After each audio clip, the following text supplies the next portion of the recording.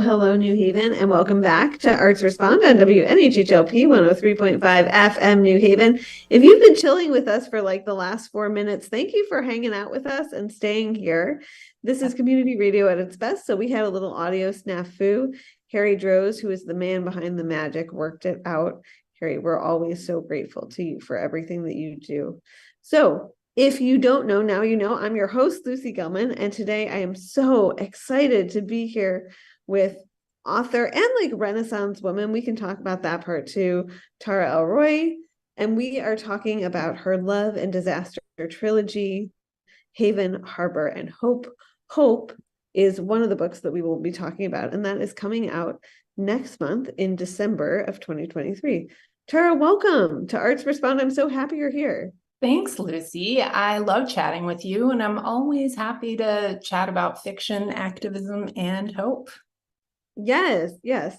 And romance. So like it might get a little steamy up in here, and that's okay. I'm pretty excited about that. I actually love romance novels, and I feel that they're very underrated. And that is actually where I'd love to begin, because earlier this year, I was very inspired by your participation in a panel during Elm City Lit Fest, which is a wonderful celebration of literature, and specifically literature across the Black diaspora, that Ife Michelle Gardine has sort of like launched and helmed for the past couple of years in New Haven. This year it was at Stetson Library in the Q House. And one of the things you and a panel of other women spoke about is the fact that like romance often gets the short shrift. And I think that's 100% related to the fact that it's read and consumed and paid for mostly by women, right? Written by women, yeah. Right, yeah. If we were talking about like books about football, we wouldn't be having this conversation. Right. And so I want to jump in and talk about specifically for you why romance is an exciting genre, both to consume, but then of course also to participate in. Wow. Well, I mean, romance novels offer hope and healing. They show us what's possible if we're willing to change and grow. And to me, that's super exciting because they're empowering. They're empowering for women specifically, but also for the men who choose to read them. That's right. And specifically, can you tell me, so I know we've had you on WNHH before, but it's been a minute. Yeah. So can you tell listeners, how specifically you got into climate-related romance? Because this is a niche that is very, unfortunately, extremely timely. We live in a warming world, right? Mm-hmm. But also it's a niche. There are lots of different kinds of romance. And I think this is one of them. But to the best of my knowledge, like you're one of very few people doing it, and you do it well. Thank you.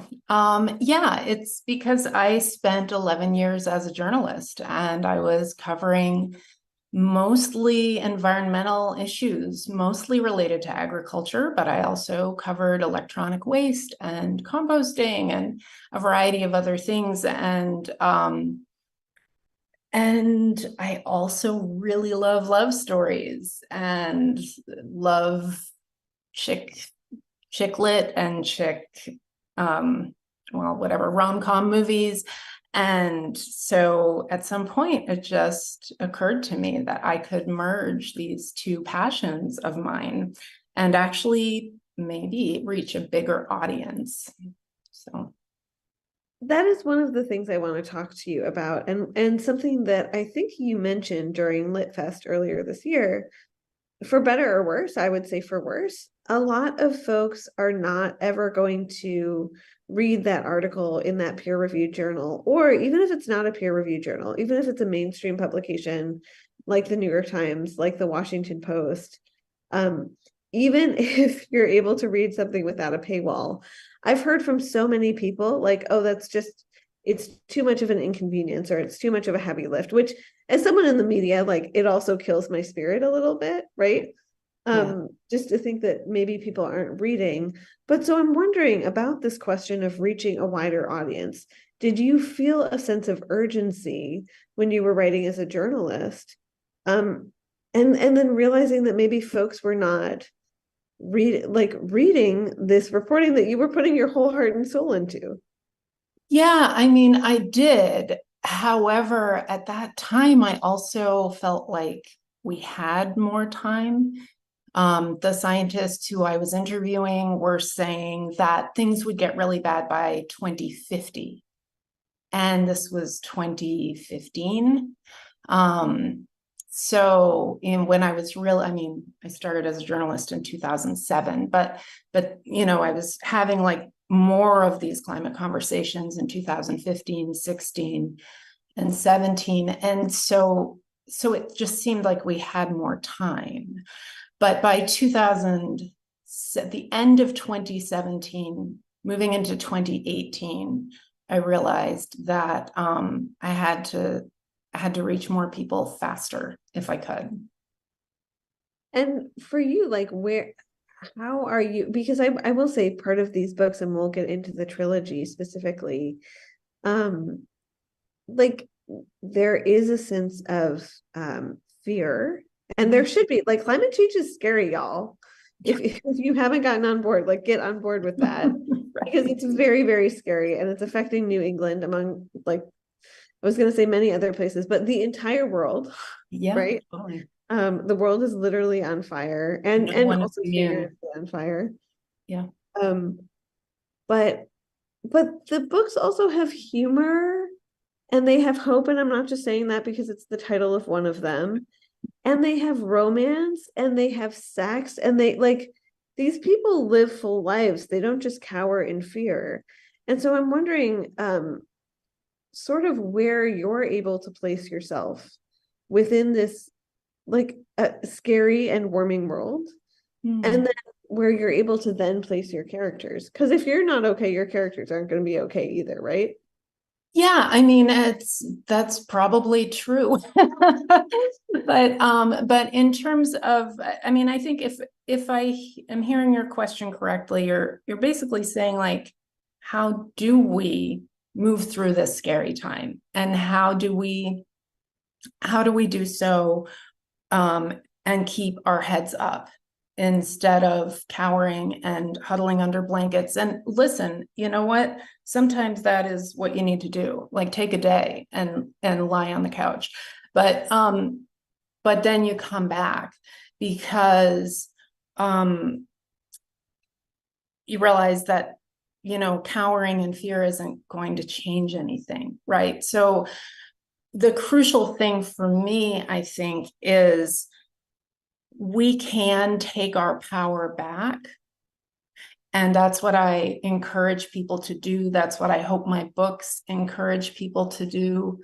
My characters tend to be larger than life. It's the artist who creates the national exhibition to raise awareness about climate change. Probably most people are not doing that. It's the epidemiologist who is doing research into the health effects of farm chemicals on farmers and their families. There is actually a scientist doing that, and that's what I based his character on. But most of us are not that person. But that doesn't mean we are powerless.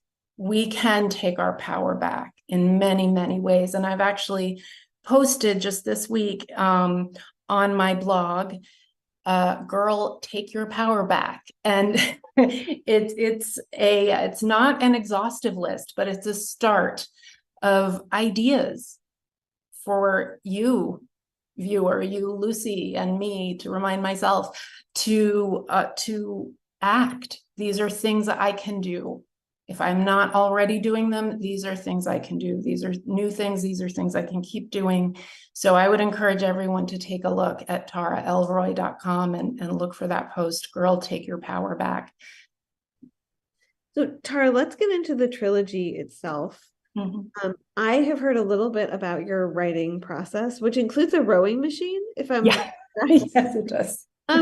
But did you always know that you wanted it to be a trilogy? Because that's a big commitment, right? It is. Yeah. So when I was writing the first book, that I was not planning a trilogy. It was meant to be a standalone. And then somewhere when I was revising it, so I'd already written the first draft, but and then at some point I realized, oh no, this needs to be a trilogy. And then I had to kind of do a little backpedaling with book one in terms of planting certain seeds. And then I planned forward into the next two books.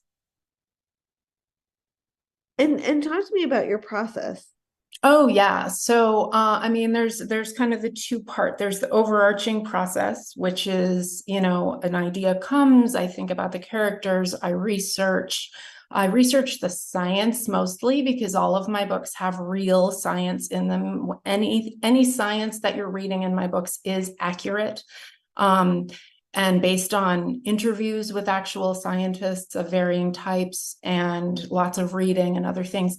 So anyway, I do the research into the science and then come up with more of an outline for the book and then start writing. And once I'm in writing mode, then the rowing machine comes into play, because I turn on my voice recorder. I hop on the rowing machine for a minimum of 20 minutes, 6 days a week, and I row and speak the scene, and then I finish and I transcribe it. Gives me a first pass at editing, and it's a really effective method for getting a lot of words out. Actually, doing that method, I wrote the first draft of Hope in about 3 weeks.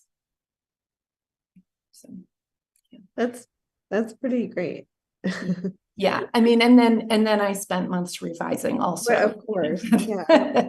No, of course. And I want to talk about, how has the trilogy evolved? Because I know when I ran into you a couple weeks ago at an event, you said you feel like you have also grown so much as a writer, but also so I write not fiction. Like reporting is, as you know, having done this work, very different. Yeah. But I think one thing that is similar is when you return to something over and over again, you feel like you get to know these people. And in reporting, it's real people in the real world. Yeah. And in fiction, it is not real people, although usually it's people who are based on real people in the real world. And this is, I think, especially true when you're doing the research and talking to scientists. And so, which is another part of your process that I'd love to talk about. But do you feel very connected to these characters at this point?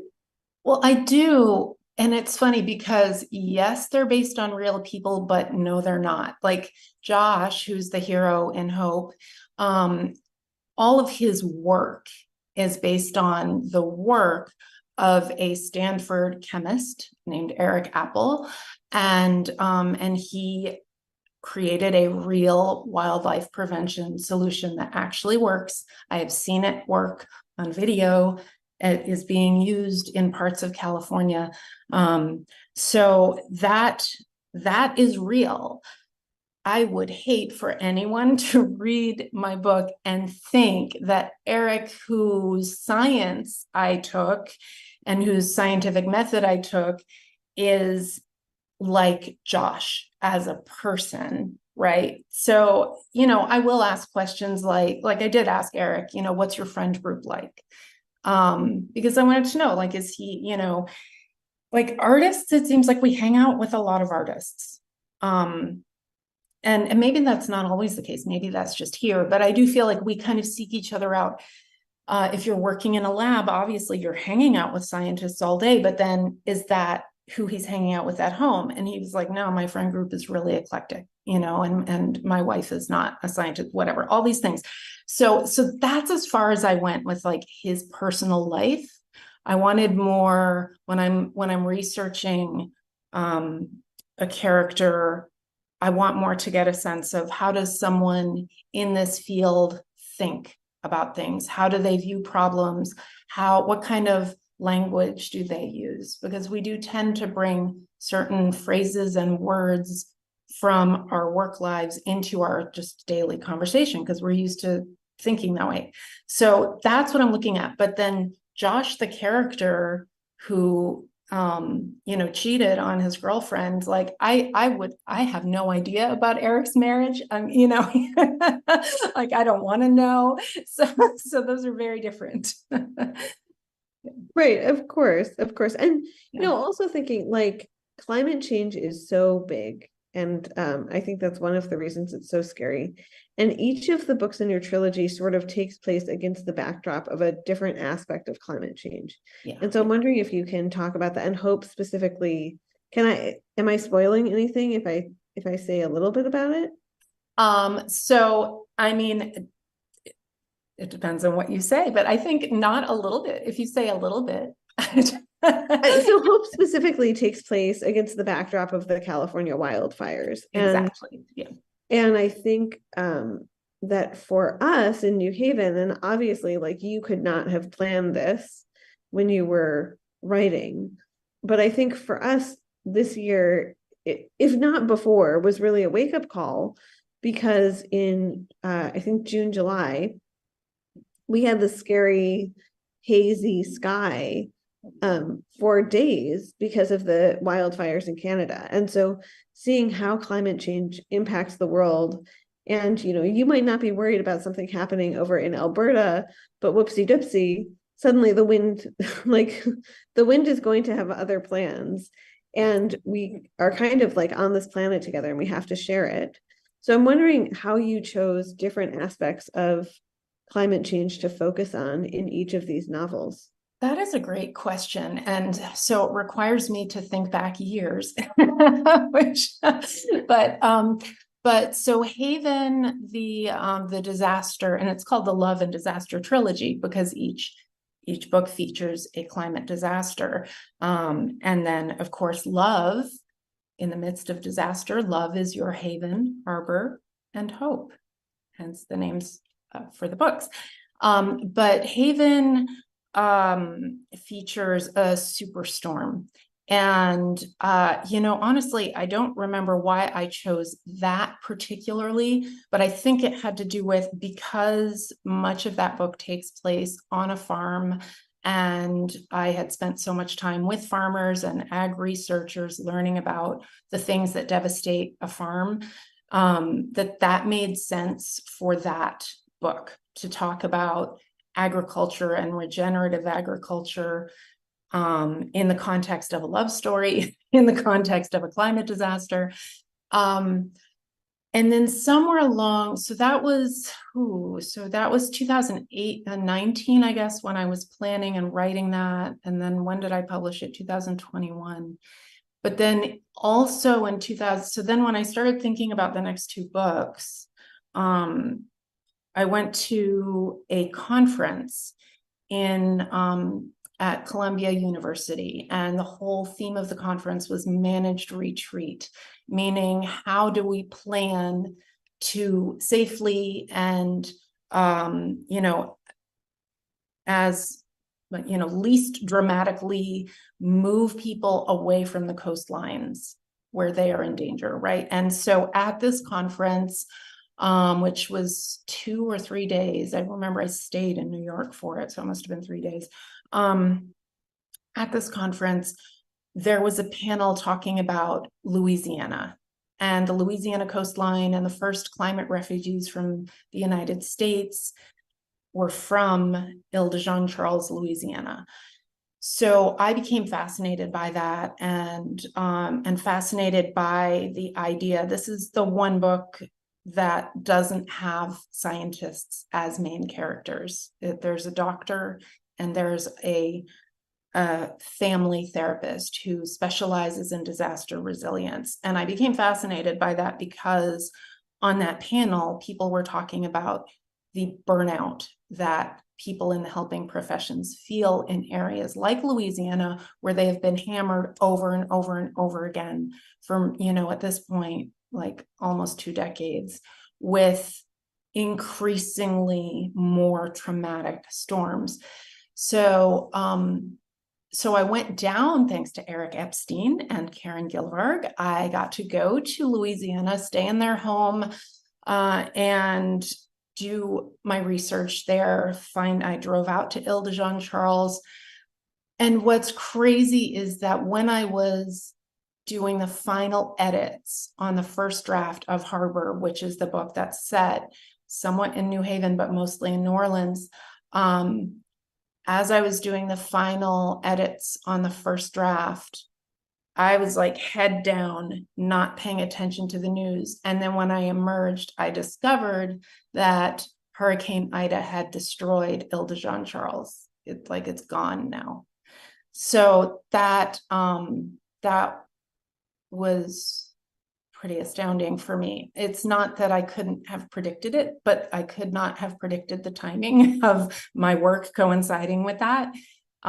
Similarly, with the wildfires, I started thinking about a book about wildfire in 2019 because there were all those fires in California had been besieged by fires for like 3 years at that point. Australia, the Wollemi National Forest was absolutely, a disaster.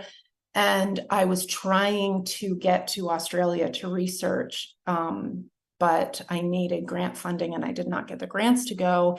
And then as it turned out, I would have wanted to go in 2020 and I wouldn't have been able to anyway. So, but still the idea remained. And it actually took a little longer to get that book rolling because I couldn't go somewhere to research. And I wasn't sure how I would be connecting the fire into the story. I didn't know what the science would be yet. So it took a while to find a researcher who was doing the kind of work that I was looking to represent. Yes.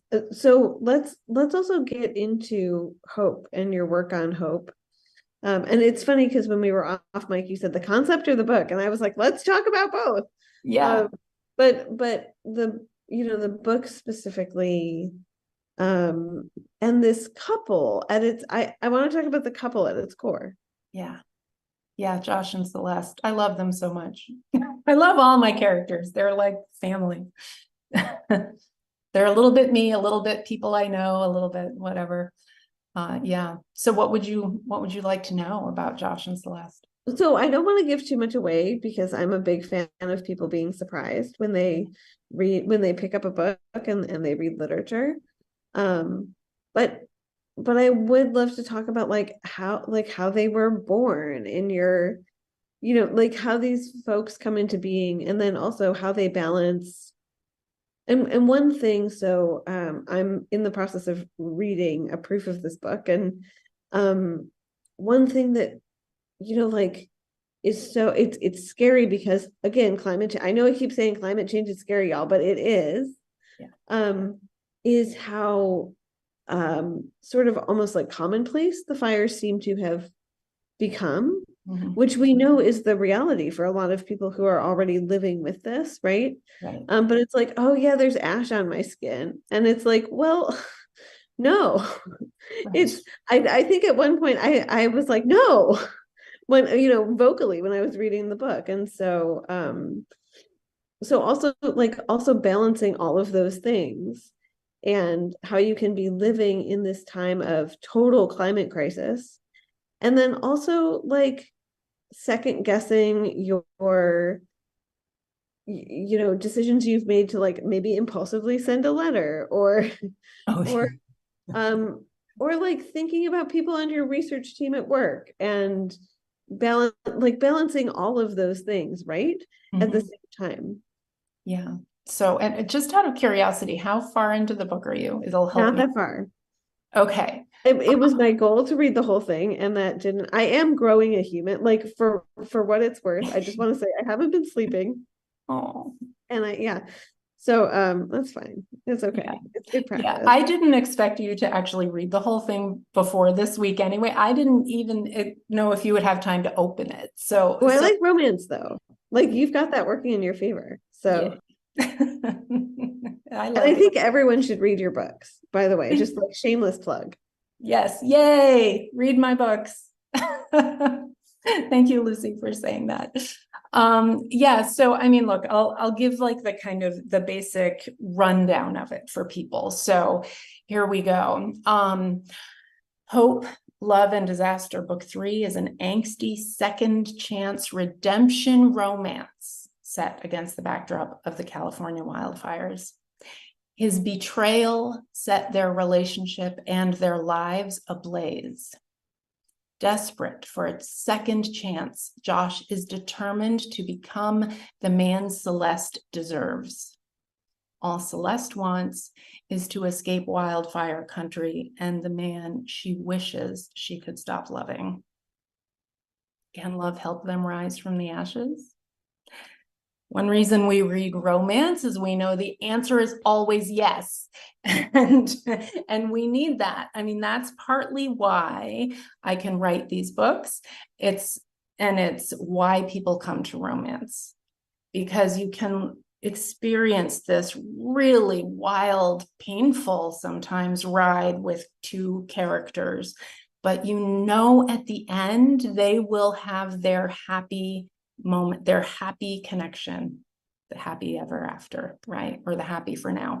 And knowing that they will come together at the end keeps you reading, gives you that sense of hope, and is uplifting when the book is over. So here we open with Celeste sending a letter to the woman she hoped would be her mother-in-law, and it's not a nice one. She's pissed.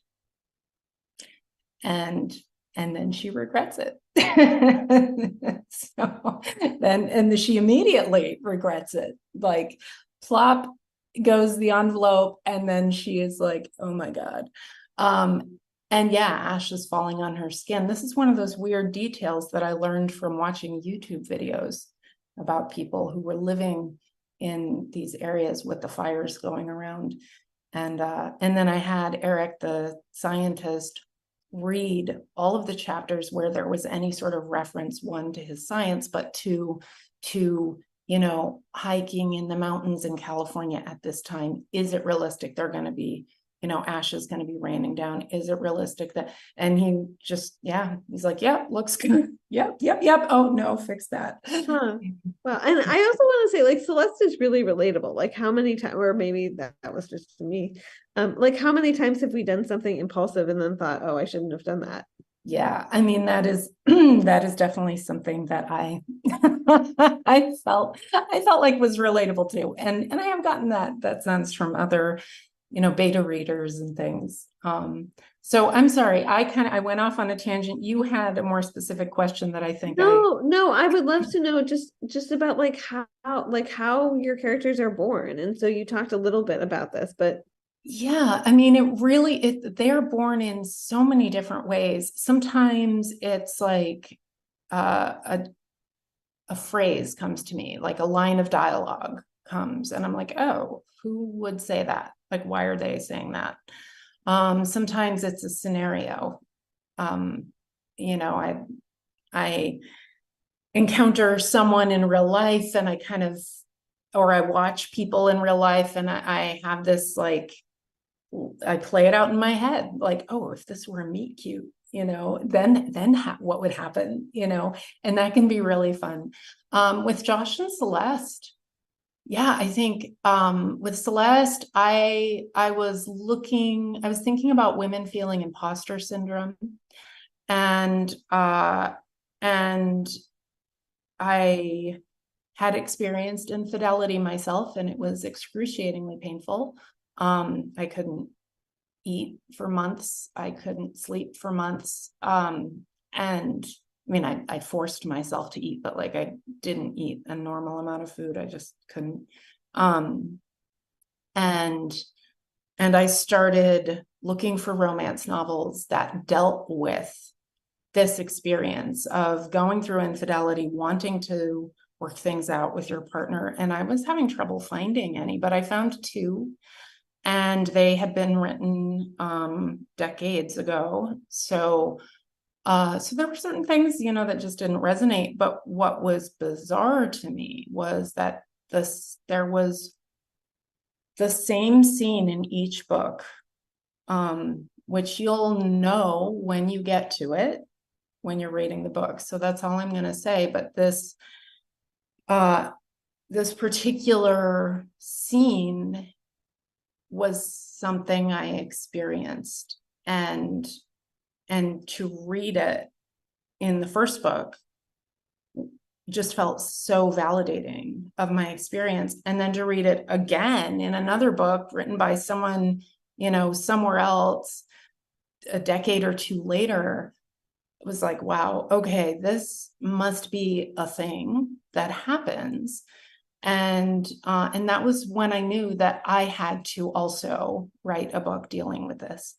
And it's made so much sense for that to be in the book about wildfires. Right? So I mean, at least in my mind, it made so much sense. So yeah, so that was how Celeste was born. And I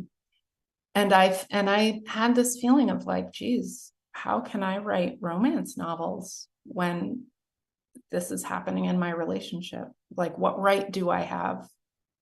And I thought, well, who else might feel that way in their work if they've experienced infidelity? Well, a relationship coach, and not just any relationship coach, a relationship coach whose face is on the cover of magazines because she's so successful. Like, so.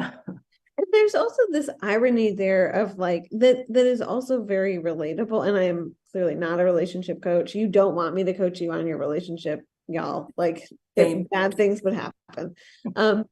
But that's also very relatable, where sometimes you feel like, the outward facing, and I'm not saying you, Tara, I'm saying you, like the general you that occupies the world.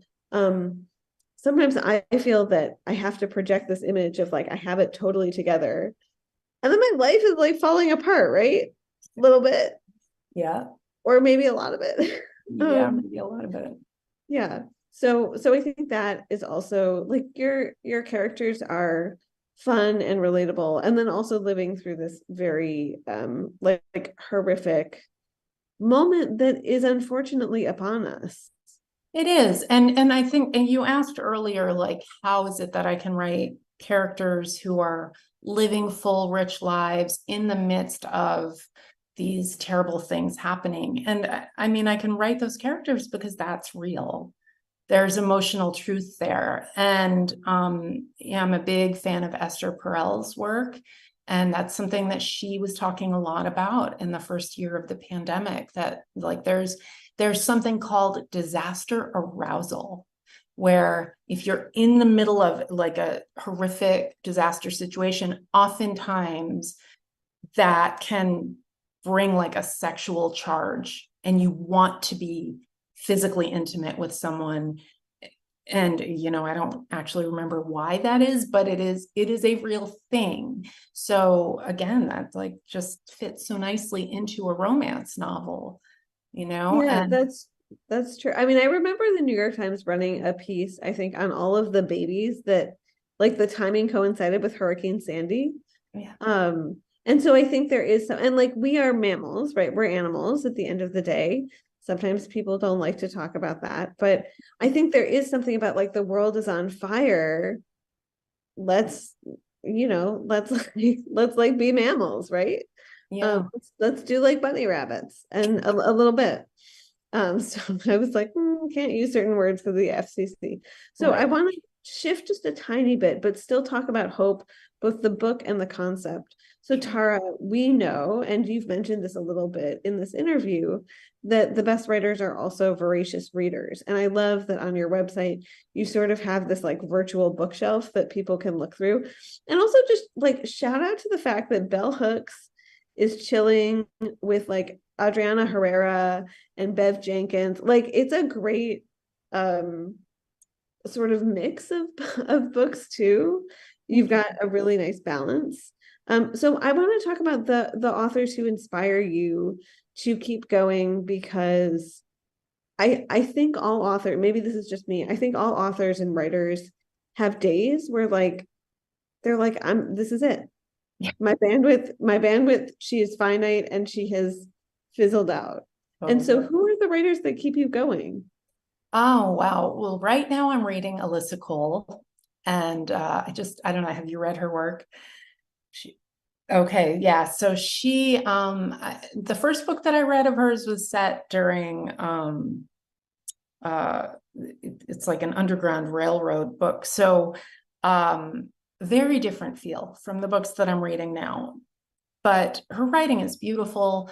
And I am now reading the Reluctant Royals series. So it's, it's contemporary.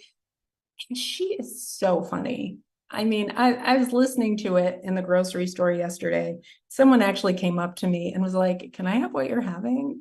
I said, I'm reading Alyssa Cole. You have to find her books. Adriana Herrera, as you mentioned, is another one.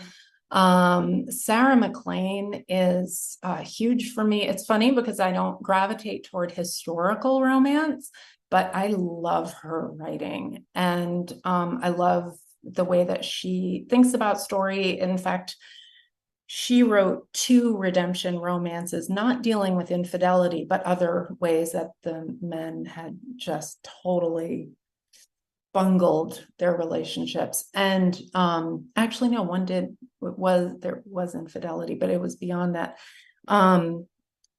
And so both of those books I used as some as inspiration. I studied how she constructed those stories, and so that helped me as I was constructing, because it's a slightly different, the character arc feels different with a redemption romance, because you're starting with it almost starts as like an enemies to lovers, but then you can't just charm your way in. Like if someone's cheated, they can't just be like, "Hey baby, it's all good now." No, it's not.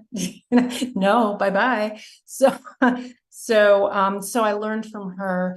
Yeah, and Beverly Jenkins is fantastic. And in terms of relationships, I actually have, so as you mentioned, you can go to my website and see my little bookshelf. Also in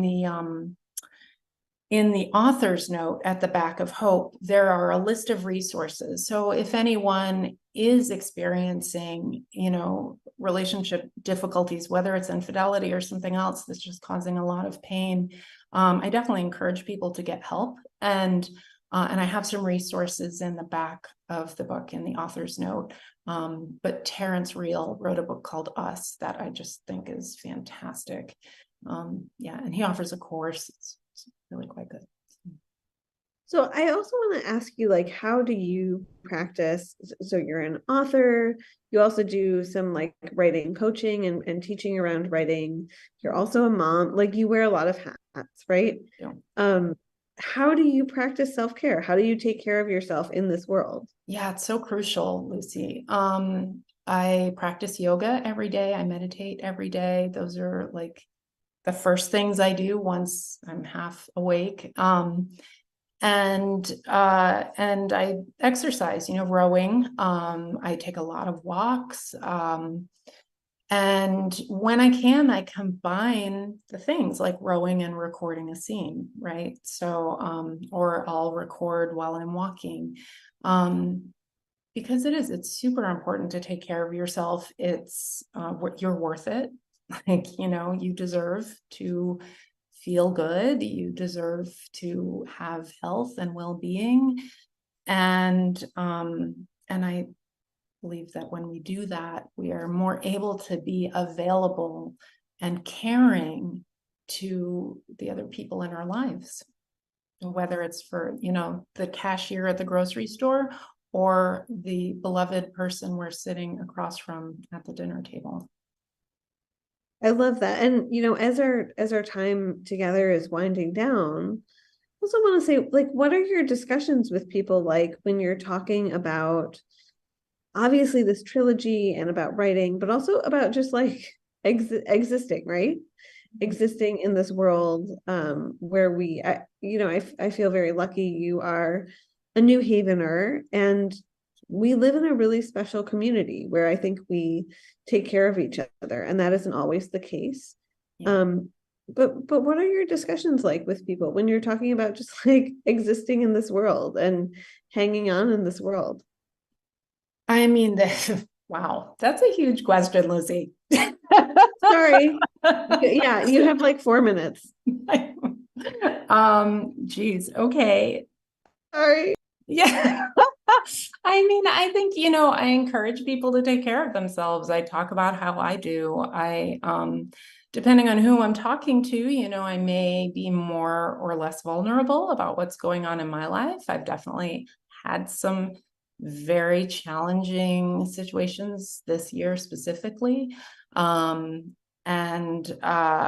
you know, I mean, and I talk about the importance of like taking your power back and not waiting for other people to change, not waiting for institutions to change, changing yourself, you know, altering your own behavior. Like when I need, you know, am I altering my behavior or am I demanding that someone else change theirs? I've certainly spent lots of time demanding that, you know, this partner do that, or this friend do that, or, you know, this relative change that. And then at some point I realized, well, why am I giving them power over my happiness? You know, if I know what my needs are and I can meet whatever needs I can meet. And if I'm asking them to meet a need and it seems like a reasonable need and they're not interested in that, maybe it's time for me to walk away from that relationship. And similarly, like with climate change, you know, if we're asking a corporation to make a particular change and they're not doing it, well, maybe it's time to walk away from that relationship. Maybe I don't need to shop there anymore, or, you know, whatever. So I think that's kind of a huge thing. I think, you know, one of the reasons hope is so important is it gives us the sense that our actions matter. And when we trust that our choices matter, then we are more likely to be careful about those choices, and we are more likely to take action when needed, when we know it will actually make a difference. Yeah, I think that's true. Tara Elroy, first of all, thank you for joining me on Arts Respond. I feel like we could talk for 4 hours. There was this whole thing I wanted to ask you about, because I know that someone in one of your critique groups said that women over 40 don't have, or people over 40 don't have sex. I know they do, and it's fun. Yeah, well, as someone who is like rapidly approaching the age of 40, I was like, well, news Yeah. to me. Sorry, this is getting a little spicy. Uh, so I definitely have to have you back on. I want folks to know how to find you. So before we go, I think the easiest way to find you is probably your author website, which Yes. is Tara, T-A-R-A-L Roy. So that's T-A-R-A-L-R-O-I, one word, .com. You got it. That's super great. But you are also on the Instagrams as Tara _L _Roy _author. Yes. And you know what's fun is that if you're at my website and you go to the contact page, it has the links to all my socials. Amazing. Yeah. Yeah. The internet is an amazing place, everyone. So right. Right. Yeah, it's also a very scary place, but that'll be a whole other episode. Tara, I want to thank you. And when can folks pre-order your book? Yes, please. Yes, that's what I thought. Yeah, you can pre-order the ebook. For some reason, I don't think you can pre-order the paperback, but but the ebook is available both for Kindle and all the other ebook platforms. So the links to that should be on my website. If they're not, I will fix that when I get off this call. Yeah, so please do that. Hope comes out December 21st. And if you love to support local bookstores, go to your local bookstore. If they don't have it, ask them to carry it, because they absolutely can. You can buy it on Bookshop, bookshop.com, and of course on Amazon. And you can also borrow it. And I really encourage people to support their local library. Also, when you go to your local library and ask them for one of my books, you're supporting me, and I super, super appreciate it. So, And shout out to the New Haven Free Public Library, which is maybe the best resource in the entire city of New Haven. yeah. So we love the New Haven Free Public Library. I will say also the New Haven Independent, which is such a blessing, has been running lists of like new books coming into the library.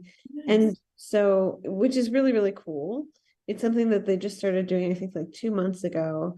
But one of the things I've noticed is that if you go up to a librarian at any branch, so there are 5 branches of the library, you say like, hey, I'm looking for blah, blah, blah. I looked it up in the catalog. It either said that this book was missing or it said that you didn't have it yet. And I'm really interested. I don't know, like the city does not fund the library enough. However, I have never had a librarian say to me, we're not going to order that book for you. Good, good. And just so people know, I don't go in and ask for like 10,000 books. I'm not the problem, y'all. But if you want to have this book in the library, and you should, because Tara, you're a local author, and how cool is it to have a local author at the local library, right? Yeah. It's just really cool. It's really, really cool. Yeah, so borrow, yes, absolutely. Borrowing books is a great and very climate friendly way to go. Yes. But if you're going to buy it, buy 2, give 1 to a friend. Or to a librarian, or both. Or to a librarian. Yes, absolutely. And since you did mention local bookstores, can folks keep an eye out for this at Possible Futures, at Atticus, at some of our beloved New Haven bookshops? I certainly hope so, but I'm not sure. But if you ask them for it, they will definitely get it in for you. I know that. Lauren Anderson, Charlie Nagaro, if you're listening to this, order some copies of Hope, y'all. Thank you, Tara Elroy. Thank you so much for joining me today. It is beautiful outside. It's also unseasonably warm, but I will say enjoy the sunshine while we have it. It disappears every day around 5 p.m. and that's too early for me. Me too. But yeah, you too, Lucy. Thank you so much. I love chatting with you always. Yes, I have to have you back. I'm all for that. Yeah. Take care. You too. Bye.